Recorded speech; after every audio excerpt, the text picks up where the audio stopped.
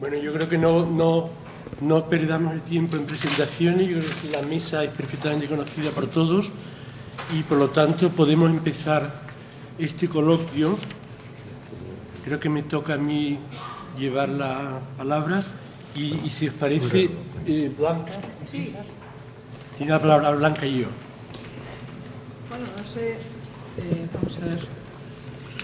Va a ser muy breve, me han dicho que hablara muy poquito porque lo que interesa es el debate. Yo tenía algunas notas así, un poco abuela pluma, sobre qué entiendo yo por investigación en arquitectura. Realmente no se oye, ¿verdad? ¿Quieres ¿Ahora? ¿Mejor? ¿Mejor? ¿Quieres este que es más largo? Pues esto mejor. Vale. Bien. Dijéramos que en este... entiendo, por las ponencias he visto que hay personas que hablan sobre sus propias investigaciones y hay otras personas que hablan de lo que entienden por investigación en arquitectura. Me parece que son dos cosas muy distintas, pero yo creo que las dos conviven en este congreso. Yo más bien reflexionaba o se me ocurrían algunas ideas en cuanto a lo que significa hacer investigación desde la arquitectura o como arquitectos más bien. Y realmente no puedo por menos que hablar desde una experiencia personal, porque tampoco he teorizado sobre este tema y no me atrevo a teorizar. Quiero decir que, como todos los trabajos de investigación, y en este caso es la investigación de la investigación, creo que hay que hacerlos con mucho rigor, con tiempo, documentándose mucho, viendo qué es lo que piensan otros, y yo no he hecho esa labor. Por lo tanto, son comentarios y desde la experiencia personal. Creo que la investigación es una actividad creativa. Ha habido en la otra sala donde ha habido una serie de comunicaciones, ha habido una persona que ha hecho una comunicación que hablaba de la investigación creativa y a mí me parece, era una de las cosas que quería comentar, como en realidad un trabajo investigador siempre es un trabajo creativo, entiendo yo, puesto que al final se supone que uno aporta algo, por tanto, en ese sentido, cuando estás investigando, estás también imaginando algo y proponiendo algo que tiene un sesgo de novedad y un sesgo de mirada nueva. Muchas veces son conocimientos que ya existen, pero en otras ocasiones y en muchas ocasiones lo que hacemos es dar un punto de vista nuevo, una mirada nueva. Y a mí me da la sensación de que los arquitectos somos muy capaces de hacer esta labor de investigación, porque nosotros estamos acostumbrados a manejar múltiples variables, ¿no?, en nuestro trabajo y además también ofrecemos multiplicidad de soluciones, o sea, no somos a lo mejor tan racionales como unas disciplinas más científicas donde hay una serie de, dijéramos, datos que producen una solución única que es la correcta, la adecuada. Nosotros estamos acostumbrados a navegar en este mundo de soluciones posibles, soluciones distintas y, por tanto, yo creo que esa manera de entender la investigación como una actividad creativa creo que se adapta mucho a las capacidades y a la formación de un arquitecto. Pero no cabe duda que la investigación siempre tiene que tener, también la arquitectura y el proyecto arquitectónico tiene que tener un grado de rigor altísimo, ¿no? Y en nuestro caso es más difícil lo del rigor, porque, como bien digo, no hay solución única y no hay comunidad científica que avale una investigación. En realidad, cuando unos biólogos o unos médicos proponen un sistema innovador o un sistema que han investigado y que han producido un resultado, la comunidad científica ratifica o no esa investigación, ratifica o no ese resultado. En nuestro caso no existe una comunidad científica que ratifique los resultados de las investigaciones y, por tanto, el rigor es más difícil, el rigor en el resultado me refiero, ¿no? Y eso yo creo que yo también lo he notado, quiero decir, en las comunicaciones hay una gran variación, ¿no? Hay comunicaciones que resultan bastante más convincentes y otras que parece que son más ligeras, ¿no? Tienen menos hondura. En fin, dos aspectos más que me gustaría comentar. Uno sería la importancia de la transversalidad en los conocimientos. Yo creo que se ha venido hablando estos días. La transversalidad en los conocimientos creo que es algo fundamental para la investigación en nuestros tiempos. Es decir, para producir, supongamos que el iPod es ahora mismo un elemento que es el resultado de una investigación. Pues es el resultado de una investigación dijéramos, de visiones transversales, donde es muy importante el diseño, pero es muy importante la tecnología y evidentemente también es muy importante el estudio del mercado, ¿no? y la sociología y el uso por parte de las personas. Y cualquier investigación hoy en día en arquitectura creo que es fundamental que cuente con esa mirada transversal, esos conocimientos multidisciplinares y, por tanto, los arquitectos no nos podemos aislar en la investigación, es un poco, no tiene sentido en los tiempos que corren. Y esto está relacionado con la internacionalización, creo que es fundamental que no sé si este congreso está planteado como un congreso nacional, inevitablemente la relación internacional es determinante y es fundamental y es contra natura producir yo creo, una investigación que no tenga ese ámbito o esa vocación más internacional y de relaciones internacionales, porque,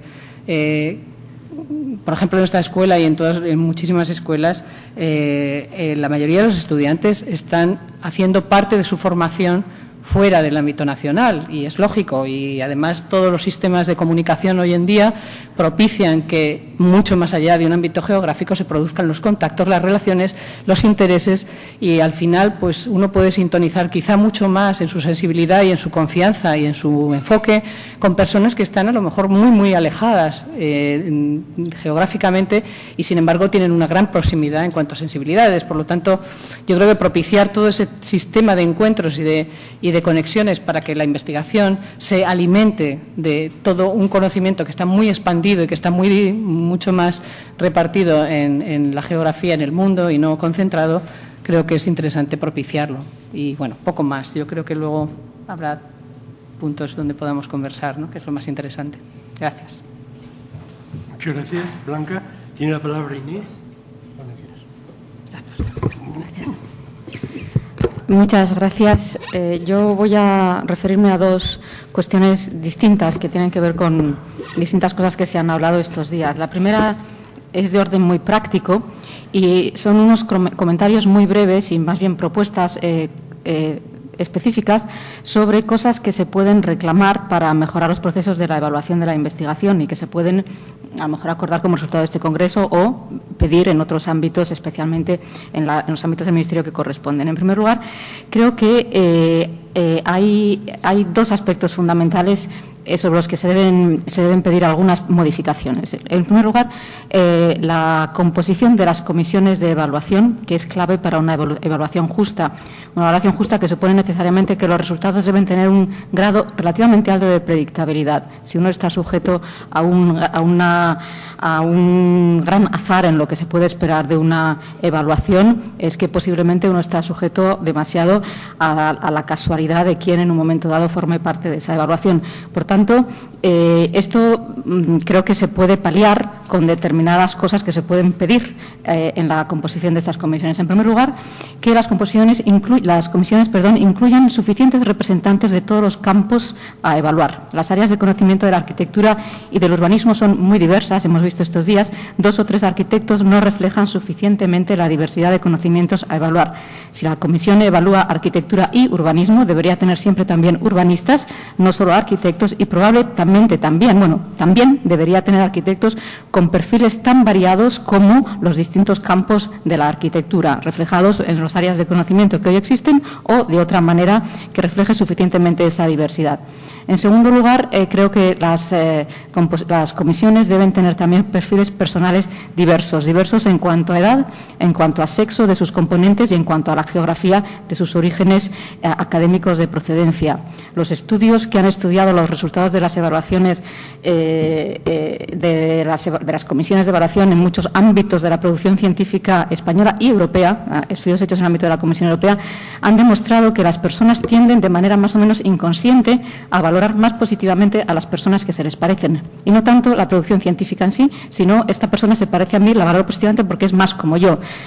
Y esto, hay un estudio muy importante que se hizo en Suecia en el año 98 que demostró que la Comisión de la Academia Médica de Medicina de Suecia exigía a las mujeres 2,5 más méritos que a los varones, y posiblemente sin intención discriminatoria, pero el resultado del análisis de todos los currículums demostró que de manera inconsciente los evaluadores, que eran mayoritariamente varones, evaluaban más positivamente a los que sentían como más parecidos a ellos, y la estadística está ahí, ¿no? Por tanto, esto creo que exige que las comisiones reflejen la diversidad de la población que se evalúa.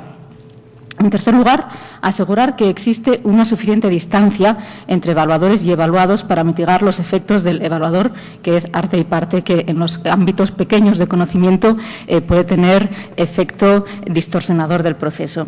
Esto se puede solucionar contando con presencia de especialistas extranjeros o de personas de área de conocimiento afines a las áreas específicas de la arquitectura.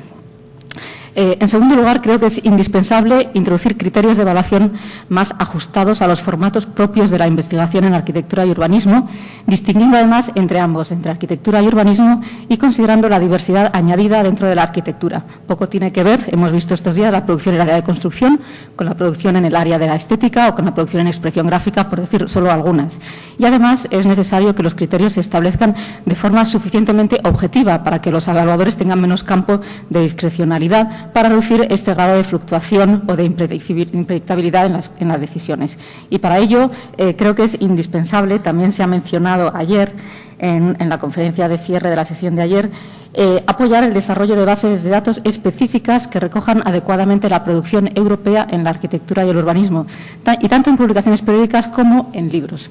En este sentido, hay una iniciativa en marcha que hay que apoyar muy fuertemente, que es el ERI, que es el Índice de Revistas Europeas de Arte y Humanidades, y después hay otra iniciativa también europea en la que en España participa el CSIC, en el campo del urbanismo, que es Urbamed, que indexa las revistas europeas de urbanismo, y que deberíamos, en este caso concreto del urbanismo, habría que ver, que yo conozco mejor, pero habría que ver en otros campos lo que sería lo equiparable, habría que pedir que esta base, que es la que recoge las revistas europeas de urbanismo, fuera considerada por la ANECA en los mismos términos en que recoge las revistas las bases de revistas de arquitectura, que es el Avery Index y el índice del Royal Institute of British Architects, que no se diferencian en gran cosa de la base de datos Urbamed, salvo que las dos primeras están realizadas en Estados Unidos por instituciones privadas y Urbamed está realizada en Europa por distintas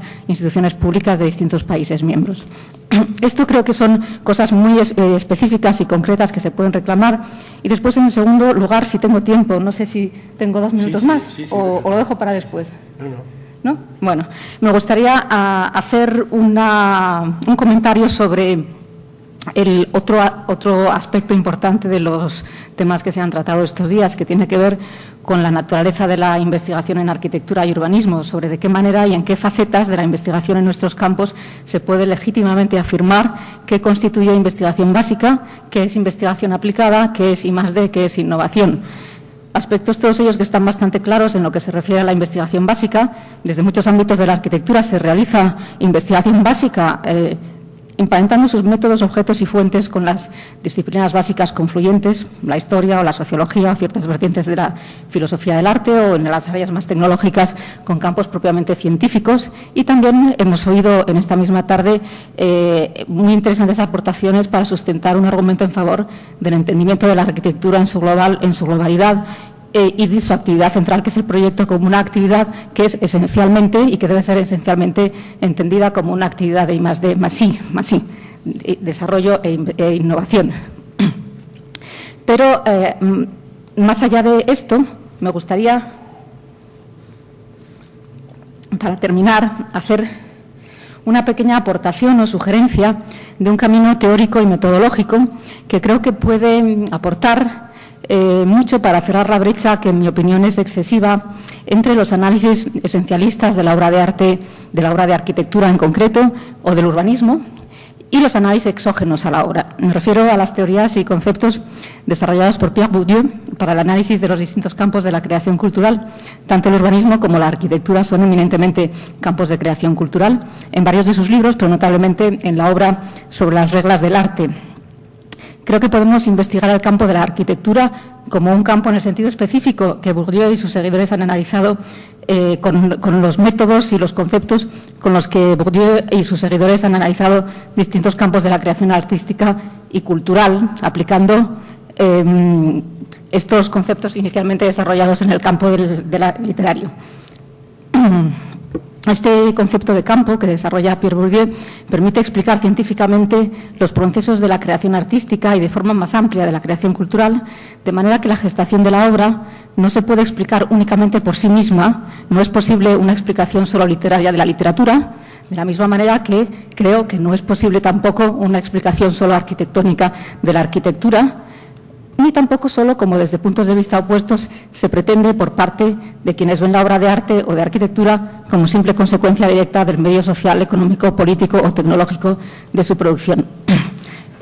No me quiero extender más en las herramientas metodológicas y conceptuales desarrolladas por Bourdieu, pero quiero apuntar, y si después a alguien le interesa el tema, podemos continuar con ello, que además de cerrar esta brecha, que creo que no nos beneficia para la comprensión adecuada de la producción arquitectónica y urbanística, esto tiene una segunda derivada positiva que a mí me interesa especialmente, y es el camino que nos abre para revalorizar las prácticas corrientes de la arquitectura, esas prácticas corrientes con las que normalmente se construye la inmensa mayoría de la arquitectura que compone nuestra ciudad, y que desde puntos de vista en los que se enfatiza sobre todo la obra singular, la obra de arte, quedan relegadas a un segundo plano, y que obviamente la arquitectura culta es muy importante, es lo que valoramos aquí en las escuelas de arquitectura, pero si queremos construir ciudades que sean mejores para todos,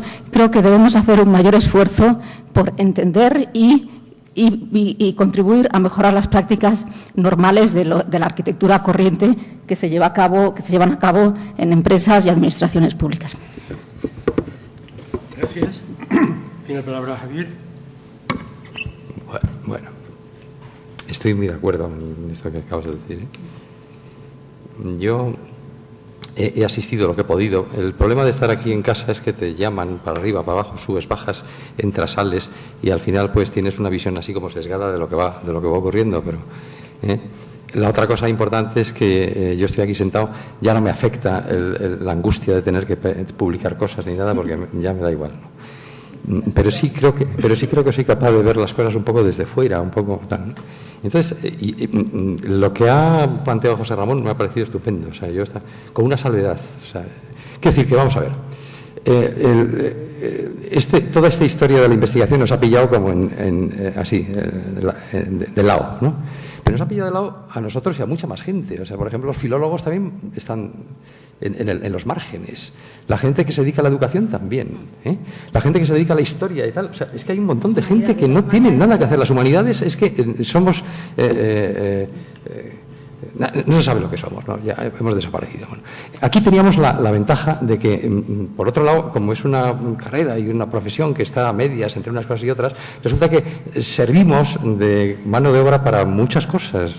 Y efectivamente, de las cosas que han pasado esta mañana, una cosa que es curiosa es que las industrias están contratando I+D para que gente de esta escuela o de la arquitectura resulta que lo que haga sea exploraciones en Internet para sacar productos. Es cosa alucinante. Bueno, eso se llama investigación. O sea, eso lo están pagando, ¿no? O sea, esas cosas.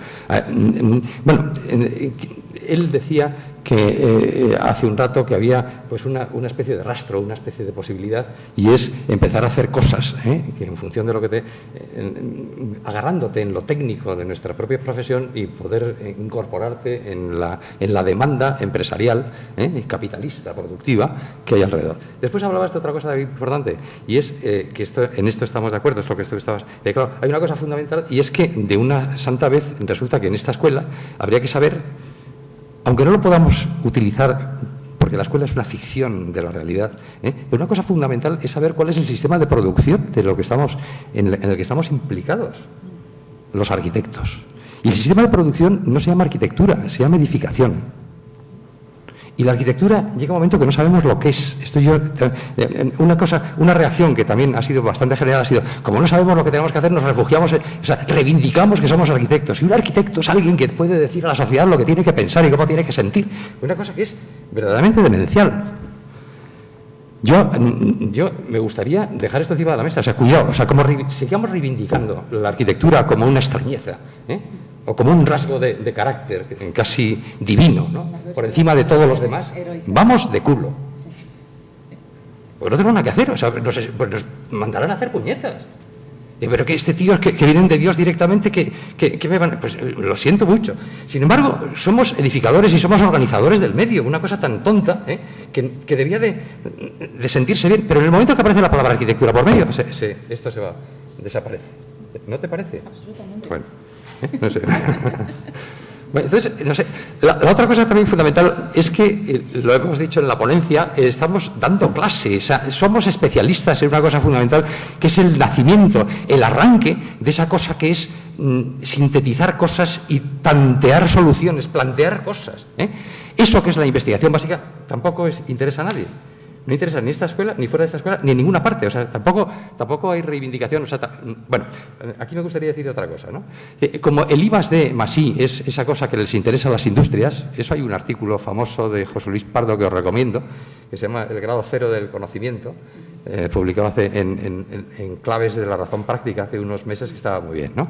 Y claro, ahí entran los que entran, pero los demás, ¿qué hacemos? Entonces resulta que otra cosa que no sé si habéis notado es que todo el mundo, todas las instituciones están inventando becas o I+D más no sé qué, esa investigación que no vale para nada, o sea, que no sabe, para que esa gente por lo menos tengamos, o sea, están saliendo investigaciones que no se sabe muy bien para qué sirven, pero que sin embargo sirven pues para que luego te puedan dar un sexenio, que por lo menos puedas, bueno, no sé. Entonces, mucho cuidado, o sea, a mí me gustaría otra cosa. Estamos en plena plan de estudios, en plena organización del plan de estudios. Plan de estudios igual. Un plan de estudios que lo hemos hecho nosotros, los arquitectos, sin preguntar a la gente de fuera qué exactamente pretenden o esperan de nosotros. Y sale una cosa muy rara. Bueno, sale una cosa tan rara que no se sabe muy bien si va a ser grado, si no va a ser grado, si tal, el grado más largo de la historia, o sea, en última instancia, resulta que yo creo que estamos en los estertores de la disolución de cómo hasta ahora se ha venido viendo a un arquitecto o la profesión de arquitecto, a pesar de que es una profesión radical. Antes se decía también, estamos en la universidad desde hace menos de 30 años, o 30 años, una cosa por el estilo. Es decir, la otra cosa absolutamente fundamental es que o nos inventamos cómo estar en la universidad, pero estar en la universidad no es ser independientes de todos los demás. Yo esta tarde he escuchado algunas intervenciones de algunos ponentes que eran, pues no sé, eran intervenciones promocionales, en donde era como si entre la persona que hablaba y los griegos no había habido nada en medio, ¿no? O sea, se estaba inventando el universo, o sea, sin ninguna cita a nada, o sea, sin ninguna cultura. Y el 90% de las cuestiones que tratamos en esta escuela, tanto en urbanismo, en urbanística o como en algún otro sitio, están tratadas en sociología, en antropología, o sea, es decir, hay una parte de nuestra profesión que tiene que ver con otras cosas que no son exactamente y que están dentro de... Porque la arquitectura si es algo, es un arte, es una habilidad, no es un objeto. Por lo menos eso, el diccionario, ¿no? Entonces, identificar el objeto con la cosa es absolutamente de locos, ¿no? Entonces, vamos, pienso que la única solución que hay es que nos relajemos, nos tranquilicemos y veamos, reivindiquemos lo que tengamos que reivindicar, porque también me parece que hay que reivindicar todo lo reivindicable, pero por otro lado, que nos quitemos los humos, estos así extraños, tal, de gente, no sé, de gente maltratada por la vida, siendo superiores, esa cosa de la superioridad, y empezáramos por otro lado, o sea, desde otro punto de vista, ¿no? Mucho más humildemente, con más generosidad dentro de los planes de estudio, dentro de nosotros mismos, compartiendo experiencias, no sé. No sé, si no, es muy difícil, ¿no? Esta es la segunda. Yo asistí a la anterior reunión de esas. A la primera también, la primera estuve poco, no estuve, pero estuve en la previa, que estuvimos en un congreso, coincidió y tal, y desde entonces estamos en lo mismo constantemente, o sea, no hay nada que hacer, ¿no? El problema es saber a quién cambiamos para que te den los exenios, pero el resto de las cosas siguen estando donde demonios están, no sé. Bueno. Yo había puesto una cosa, y con eso termino, he empezado a escribirlo, porque según estaba ahí escuchando en unas y otras, la miserable condición de la investigación arquitectónica. Pienso terminarlo, desde escribir y lo publicaré, porque Pero, por favor, o sea, yo creo que podemos hacer con humildad cosas muy interesantes y a la sociedad le tiene que interesar lo que estamos haciendo. Pero a lo mejor hay que dejarlo de llamar arquitectura, porque lo sigamos llamando arquitectura, vamos de ala. Tú hablabas del Bourdieu, pues una cosa, claro, Pero Bourdieu, una de las cosas que dice Bourdieu es que la arquitectura es invisible, o sea, que no la ve nadie. Eso dice Bourdieu, ¿sí? Sí, no se lo he leído eso. Bueno, me tienes que decir dónde porque no se lo he te lo diré, sí. Bueno, ya está. ¿No? Tampoco quiero, no sé, no estoy, soy de los apocalípticos que se ha dicho esta mañana, ¿no? Bueno, pues soy apocalíptico frente a las cosas que están ocurriendo, pero yo creo que no hace falta, o sea, que en el fondo tengo la ilusión y el entusiasmo de que de aquí tiene que salir algo completamente nuevo y completamente distinto. Por ejemplo, una cosa que se habló hace un rato, es que, ¿y por qué no democratizar esto que se llama la edificación o esto que se llama la arquitectura?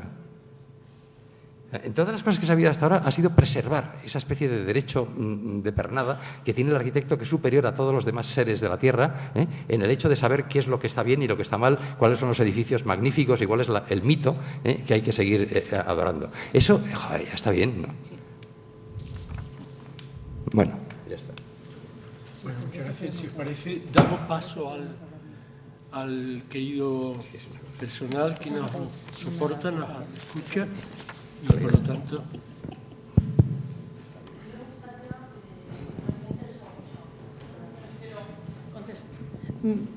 hablar con Blanca, lo que pasa es que tiene la pantalla. Vamos a ver, hay una cosa que has dicho que es muy interesante. Yo no te había visto durante las jornadas, o sea, te he visto hoy, ¿no? Pero un tema que yo creo que es muy interesante y que en cierto modo se ha ido dejando caer, y, o sea, al principio con mucha timidez en el Congreso, y al final ha ido tomando cuerpo, que es que un arquitecto, cuando se enfrenta con un concurso, con un proyecto, o sea, en la docencia, tal, en el fondo, lo que estás en la docencia enseñando a pensar o intentando hacer pensar a la gente, tú enfrentándote y entablando un diálogo, en cierto modo, con qué es lo que el proyecto pide, que es un poco el planteamiento de Kant, ¿no? O sea, qué está llamado a ser el edificio, qué necesita ser.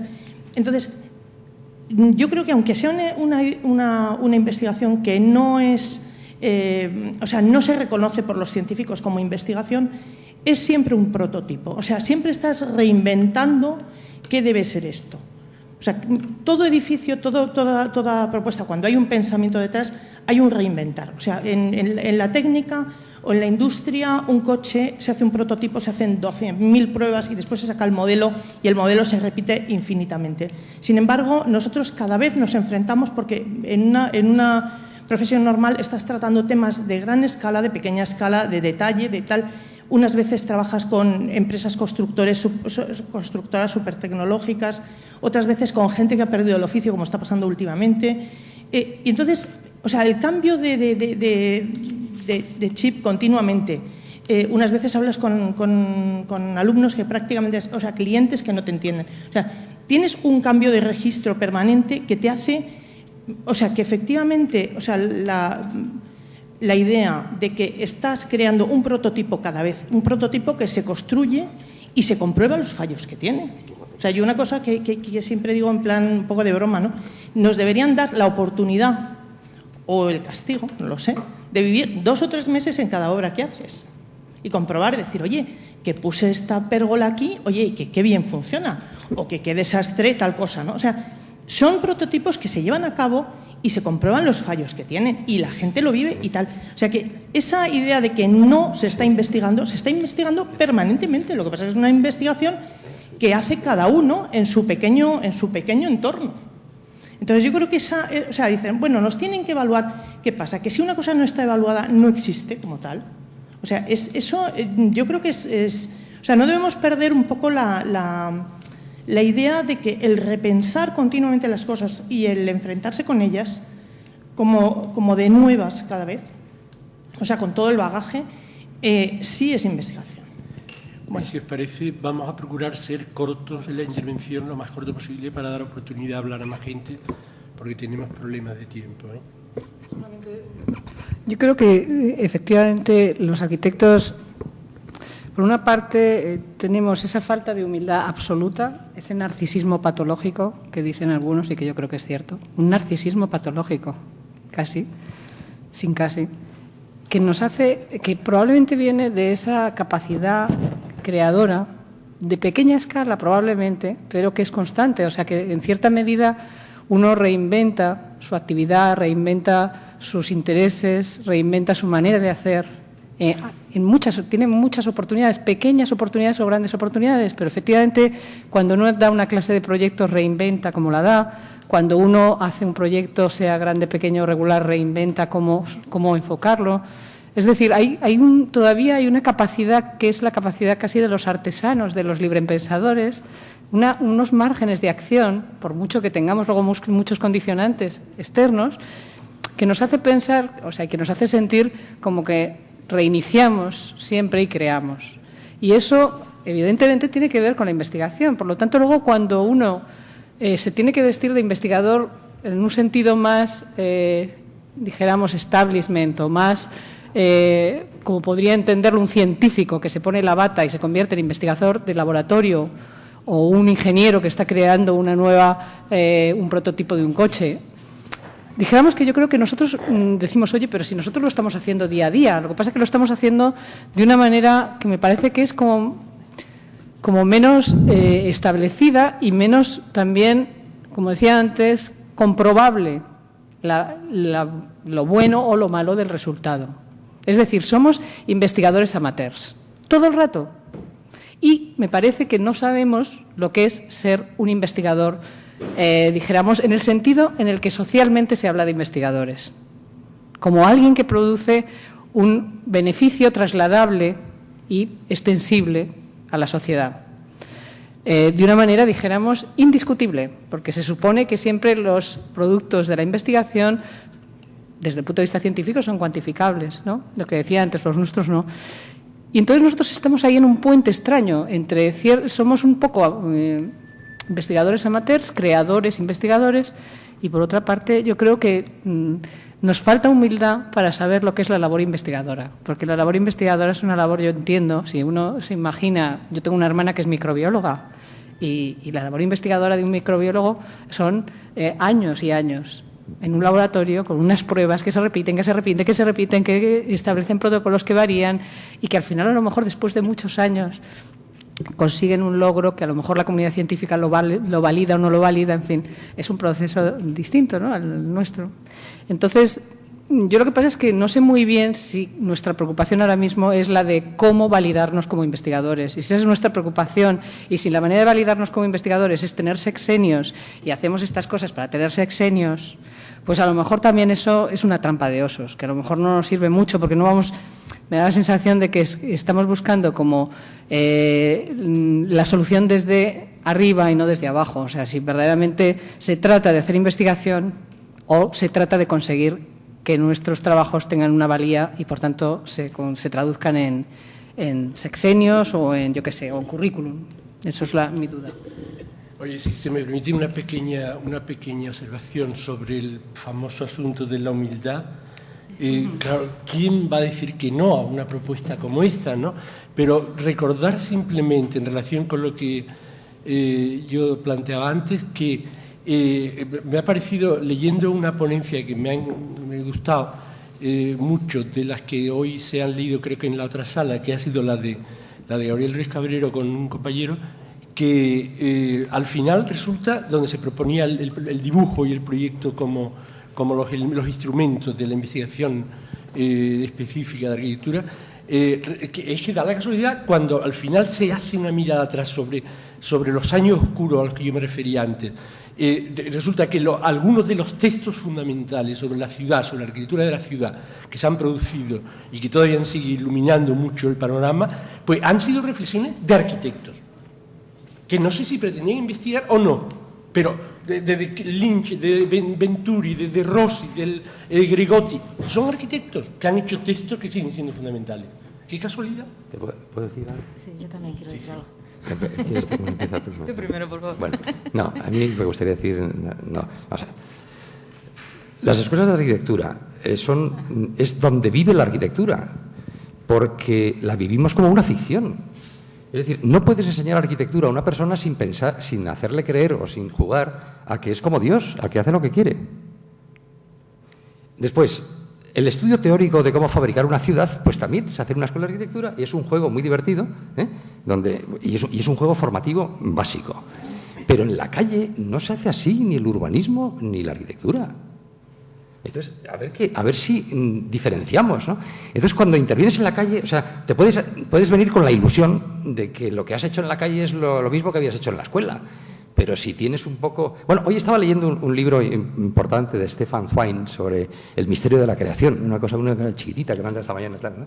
Y entonces, la primera cosa que dice Stefan Zweig es que, claro, es que la gente que hace cosas, porque el problema no es lo terminado, no es el proyecto, es el hacer, el estar trabajando, eso, es el estar tanteando soluciones, eso es lo que es el trabajo profesional.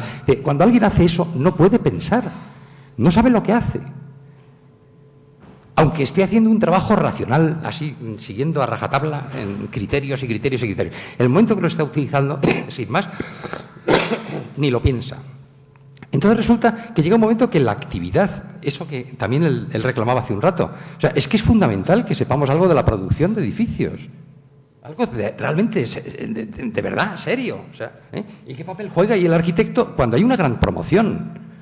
Cuando es una pequeña promoción, cuando uno hace su casetilla y tal, a lo mejor uno tiene muchas cosas que decir, pero también llega un momento en que cuando vas a poner una ventana y resulta que no la encuentras en el mercado, te acabas poniendo la ventana, pues acabas poniendo la ventana que puedes, claro. O sea, es decir, que esa especie de pensar que uno tiene la capacidad de hacer cualquier cosa y decidirlo todo es muy relativa. Es muy relativa. Ahora, sin embargo, dentro de la escuela es todo absoluto.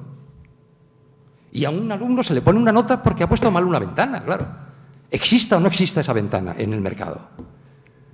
No sé. Entonces, esa diferencia entre que dentro de la escuela, que por eso es muy importante desde mi punto de vista el estudio de lo pedagógico, pero dentro de la escuela estamos viviendo estas cosas de una manera y en la calle es de otra. Y la gente que está en la calle sabe de lo que está pasando, ¿no? Y te mira con ojos asustados. Yo quería hacer un comentario, si me permite. ¿Puedo?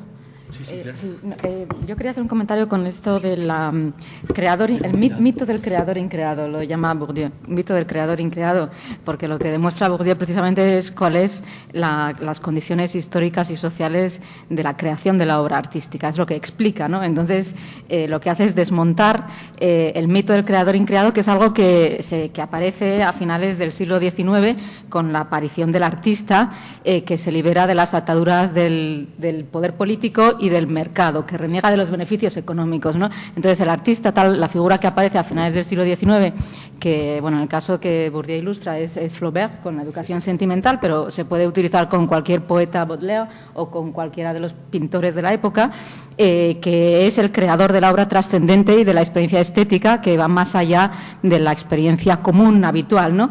Y claro, eso en las escuelas de arquitectura se imparte, forma parte del, digamos, lo voy a poner entre comillas, ¿no? Pero forma parte del endoctrinamiento, del ethos, de lo que imbuimos en nuestros estudiantes, ¿no?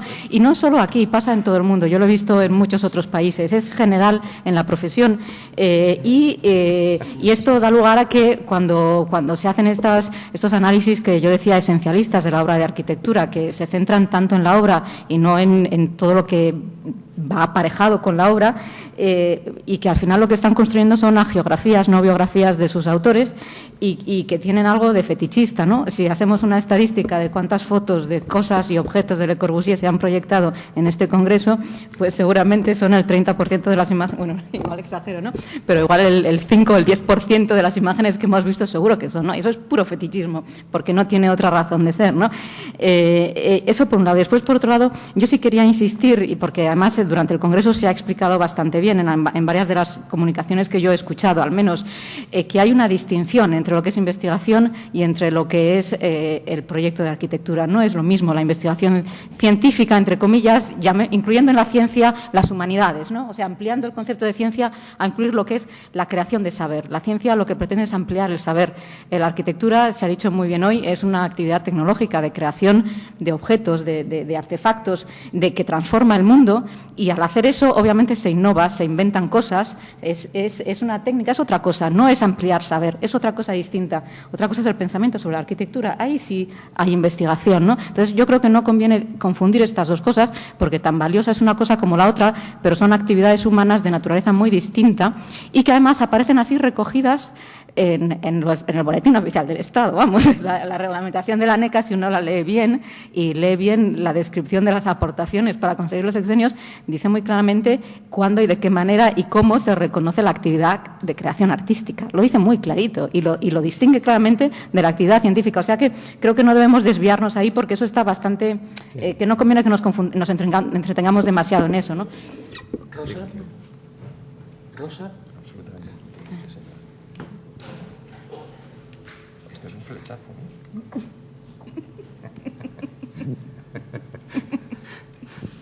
Sí.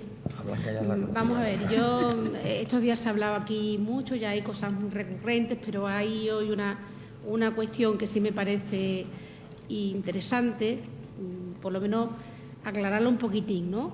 Cuando diferenciamos entre lo ideal, que es la situación del estudiante en la escuela, y lo maltratado que está el arquitecto en la calle, yo no estoy de acuerdo con eso. Yo, desde luego, a mis estudiantes los formo, o sea, es una realidad. Pero aquí hay que formar a la gente desde, no sé, 1, 2, 3 puntos por debajo de las exigencias de la calle, pero muy conscientes de su labor social, de lo que va a tener que hacer fuera y de lo importante que es la actitud y el ánimo a la hora de hacer una sencilla reforma, de meter, no sé, agua corriente en una escuela que no la tiene y cosas así, porque proyectos de este tipo a largo plazo pueden hacer mucho por el bienestar de la humanidad, incluso obras de arquitectura que al cabo de los años son hasta catalogadas, ¿no? No es cierto que la arquitectura se tenga que hacer en un proyecto de 15 días, con las cuestiones estas que nos obligan en los concursos, con la presión del mercado, que también se puede hacer, se puede desarrollar habilidad para eso, pero hay como muchos tiempos distintos para la arquitectura y, desde luego, también para el reconocimiento de nuestra investigación. Y además yo también pienso que está muy relacionada con el conocimiento profundo de la profesión y el tener una madurez, ¿no? No se puede crear teoría que hace falta para aplicarla a la mejora de nuestra profesión sin un mínimo de madurez, sin un mínimo de conocimiento de esa profesión, o incluso también en grupo se podría prescindir de ese conocimiento, pero sí habría que dirigir mucho la teoría hacia unos niveles comprensibles, aplicables para la generalidad de los arquitectos, no solamente para los muy doctos en unas determinadas disciplinas que no a todo el mundo, porque ya hemos visto que son muy diversas, les tocan la misma fibra, ¿no? Entonces, es simplemente, yo creo que todo cabe, todo tiene su situación, necesitamos de todo, pero sobre todo, y en eso estoy de acuerdo con la segunda ponente, Inés, me parece, ¿no?, que es muy importante que recuperemos el buen nivel medio de la arquitectura corriente, ¿no?, tú la has llamado, ¿no?, que lo estamos perdiendo posiblemente porque hay muchos arquitectos, ya muchos compañeros, ¿no?, en la calle decepcionados, ¿no? Pero eso es una crítica seguramente a determinadas líneas de pensamiento. Pero creo que se puede en la escuela evitar me parece muy buena crítica, ¿no? Es que esto no es un problema de las escuelas, coño. ¿No? Que la gente sea buena y que sea y piadosa y que crea en Dios y tema no sé qué y haga, eso no es un problema de la escuela, porque la gente tiene que vivir y al final tiene que hacer, la gente acaba haciendo lo que puede. Yo no estoy de acuerdo. Sí, la gente ahora es peor. La gente es peor ahora. Hola, buenas tardes. Bueno, un par de cosas. Contestando a la señorita Madariaga, no leo bien. Señora, sí. Aquí somos señoras todas. Señoras. Bueno, Estado civil pues, es irrelevante. Desde mi punto de vista, utilizar alguna imagen de Le Corbusier no me parece fetichismo, me parece humildad. Me parece más fetichista a veces citar una serie, digamos, de pensadores o filósofos para construir un armazón teórico para hablar de arquitectura. Yo creo que para hablar de arquitectura hablemos de las obras, hablemos de arquitectos, ¿no?, y seamos más humildes, ¿no? O sea, yo creo que el arquitecto es aquel que sabe pocas cosas de casi nada, pero se refiere muchas veces a cosas bastante colaterales, ¿no?, que pueden servirnos, Pero que me refiero que yo creo que eso es más fetichismo que no poner una imagen de Le Corbusier, que yo creo que iría más en la línea de ser humildes, ¿no? Después otra cosa es que a mí también me ha sorprendido bastante de las jornadas, que en general la gente no ha intentado responder qué es la investigación, sino lo que ha hecho es hablar de sus investigaciones. Tampoco me parece humilde, ¿no? O sea, es decir, yo por lo menos en mi comunicación se puede estar de acuerdo o no, pero hice un esfuerzo no por explicar lo que hago, que me puede interesar a mí y ya está, sino por pensar por qué hago lo que hago, por qué mi tesis es la que es o por qué enseño, ¿no? Y después, respecto a lo que la arquitectura solo esté en las escuelas, pues también estaría, digamos, en contra, precisamente para ser humilde, porque los grandes maestros encontraron la arquitectura no en las escuelas, sino fuera, ¿no? Entonces yo creo que precisamente en las escuelas lo que deberíamos hacer es procurar que los alumnos sepan ver lo que es arquitectura. O sea, Le Corbusier y Alton no aprendieron arquitectura. Perdón, los grandes maestros son grandes maestros en las escuelas. En la calle a lo mejor ni existen. Perdona. No, es que no hace falta que la gente conozca a los grandes maestros. Hace falta que los arquitectos aprendamos a mirar y a reconocer. Me da igual quién era, claro. O sea, yo creo que hay que ser más humildes. La arquitectura está no solo en las escuelas de arquitectura. Eso es lo que tenemos que aprender. Gracias. Antonio, perdona, me parece que hay alguien antes, detrás tuya. Sí.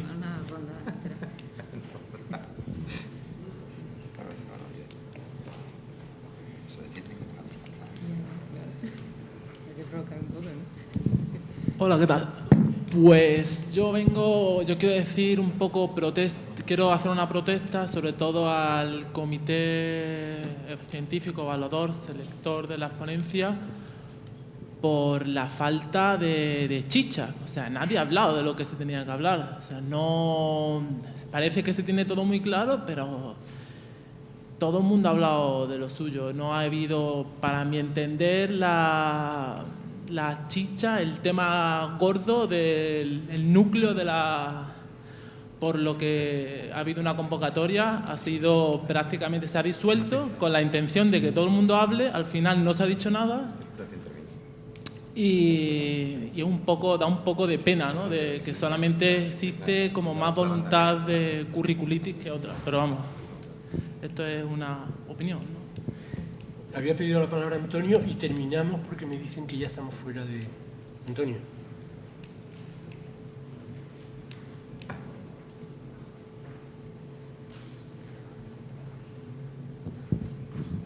Sí, a mí me han gustado las intervenciones del panel.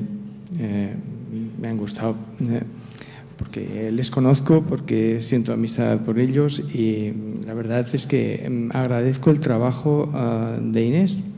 Sencillamente porque ha articulado toda una serie de cosas que se pueden poner en acción.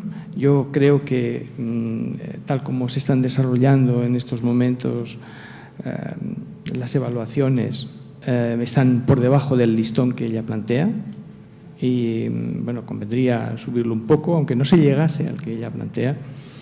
Pero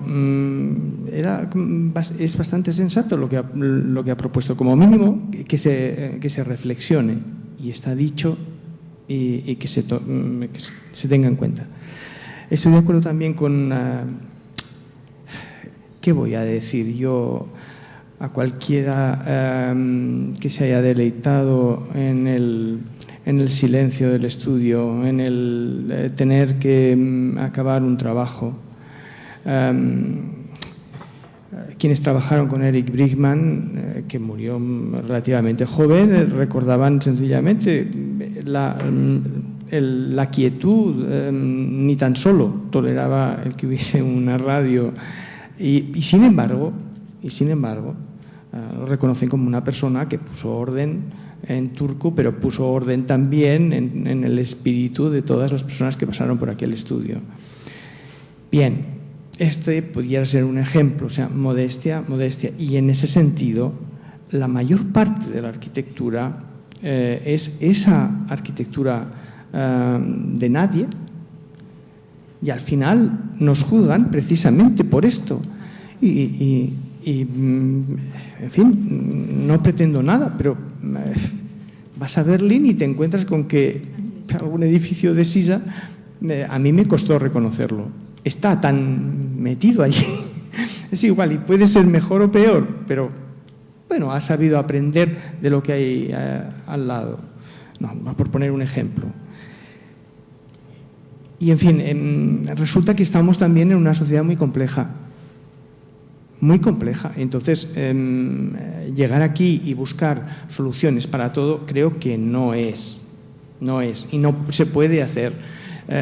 Como mínimo, se ha puesto la luz, se ha enfocado sobre una serie de temas.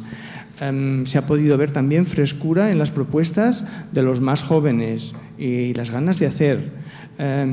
Yo, francamente, no quiero ser pesimista. No, me niego. Solo acabo. Es una reflexión muy tonta de John Cage.